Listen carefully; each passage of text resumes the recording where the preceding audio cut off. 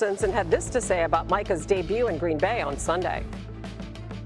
From what I saw of him, I thought he was able to get in there and play without having any influence from his back.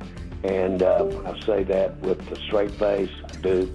And having said that, wish him well.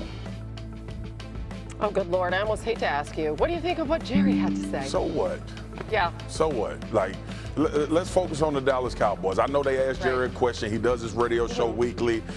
Micah came up. His back wasn't hurt. He used his back so he could get his deal without practicing and hurting his back. I'm sure that was a tweak. I understand what was going on with Micah Parsons, but to have him in the conversation, to even feel like you need to answer a question, he no longer plays there.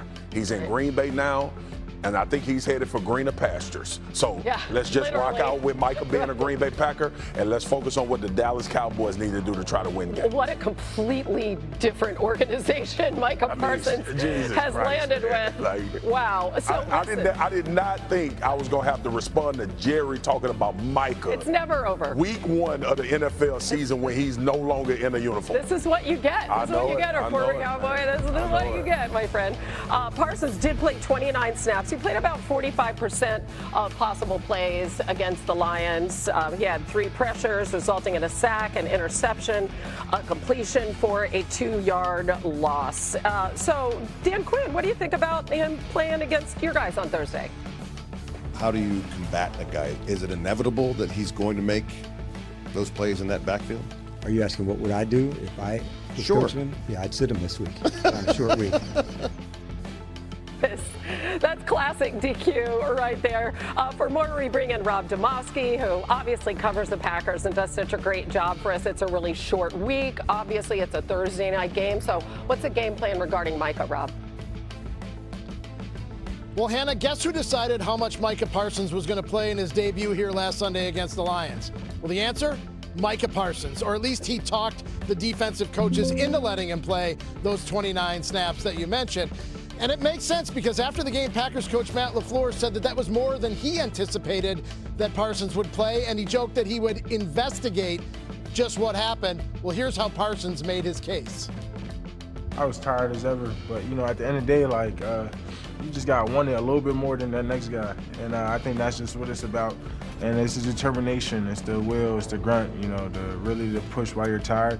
Because I told them, you know, the other day when they were talking to me about the snap count, I was like, I mean, we could run gassers, we could be in practice, and you give me these plays, we could run to the ball. But I was like, at the end of the day, like, you gotta let me push through some things. You gotta let me, like, you know, get tired and get wore out there, so that way I can become better and get better from it.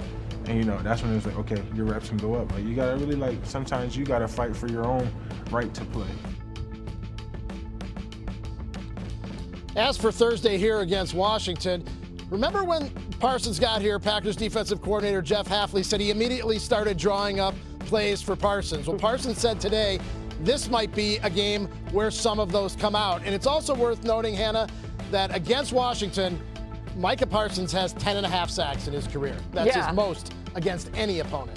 4.5 of them sacking Jayden Daniels last season alone in their meetings. Rob Demovsky, we appreciate you. I think you're in for a really special year this year.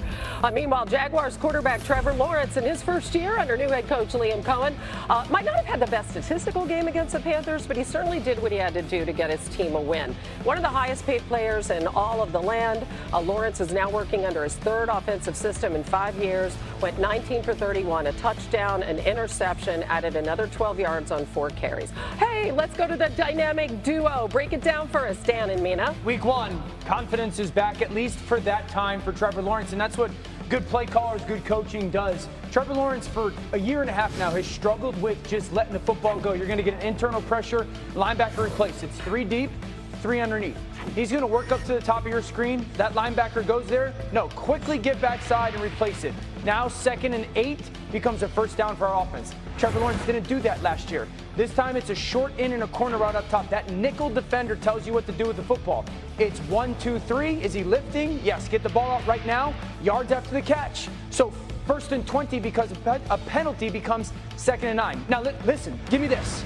You give me this, you got a top 5 player at the position. Look how early he cuts this ball loose on the deep curl. That ball's coming out right now. You got 3, 4 defenders sitting in that tight zone staring at you.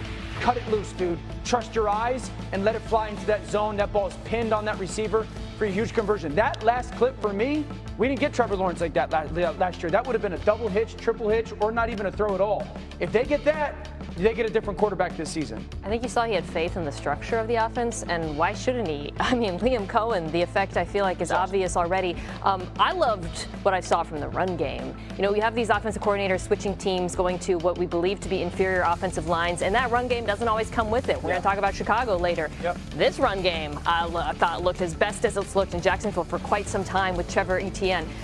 The thing that really jumped out to me, a lot of it, most of his explosive runs were out of 12 personnel, split flow. Brenton Strange, who they settled on his time back as their starting tight end after moving on from Evan Ingram, I thought was fantastic blocking. Some of the additions on the offensive line as well, throwing big blocks, Robert Hainsey, Patrick McCarry. If they can run the football the way they did in this game, this offense. Man to man, you tweeted out some Cam Ward tape, right?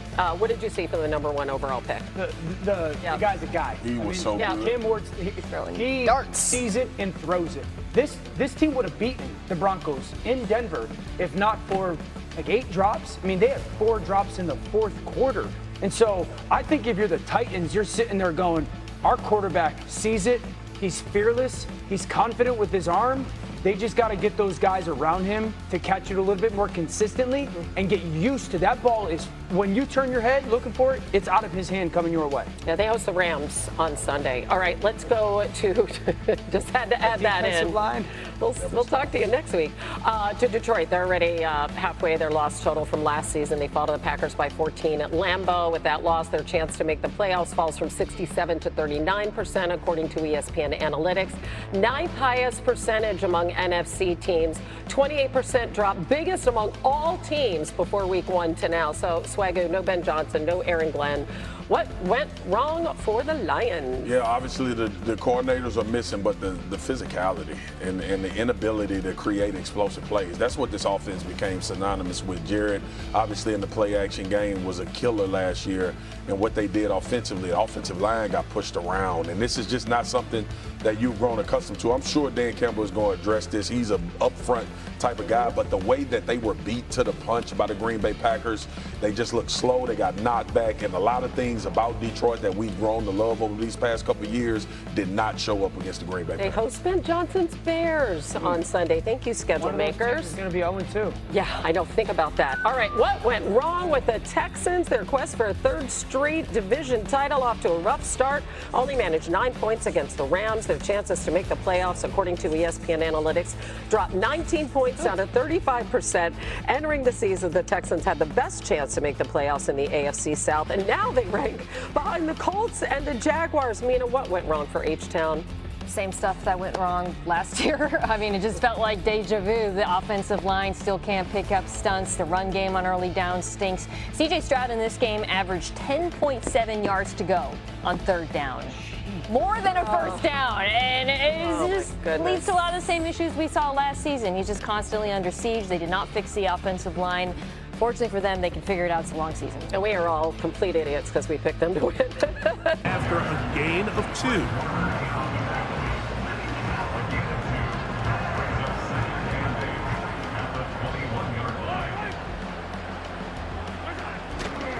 Once again, it's Pacheco. And he'll take this ahead for a gain of about 5, and here comes 3rd down.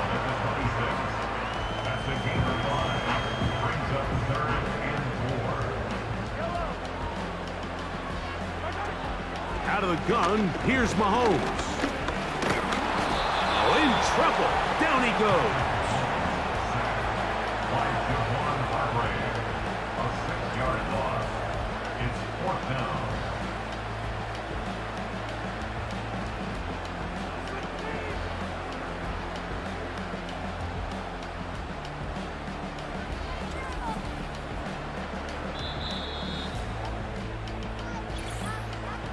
Two minutes remain in the 4th quarter.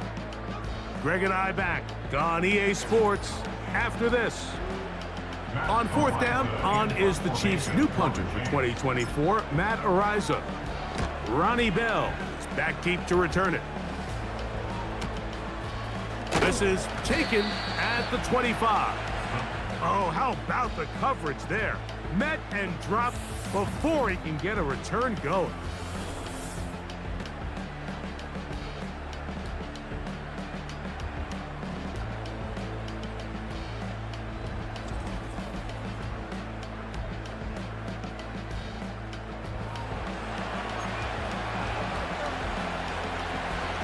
This is 1st and 10. They'll motion over Samuel. They'll drop to throw. Caught. This is Ayuk. Here's 2nd down. From the shotgun, it's Purdy. Looking middle there, but it's incomplete. Trying to get it to Christian McCaffrey out of the backfield. 3rd down coming up.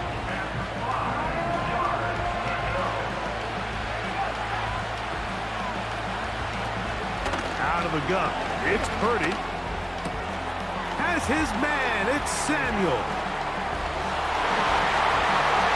And he's into the end zone yet again. Deebo Samuel. Touchdown, San Francisco. Make it 4 touchdowns for him on the afternoon.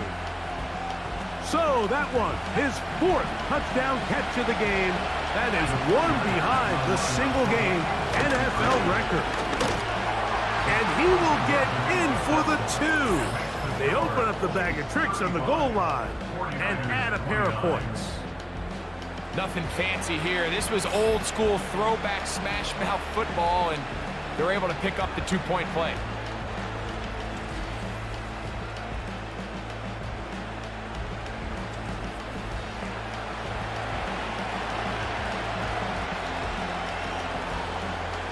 A 1-score game late, and you figure they got to have this one as they'll try an onside kick.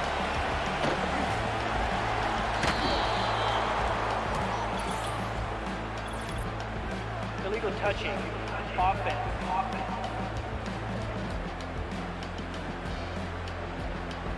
This is tough. You're trying to give your guys a chance and time it just right, but you have to hit it hard enough. This time, it doesn't go 10 yards. Not going to work out. Set to go now on 1st and 10. A run up the middle with Pacheco.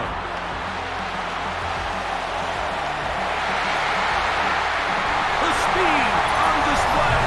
He's in. Isaiah Pacheco. Touchdown, KC.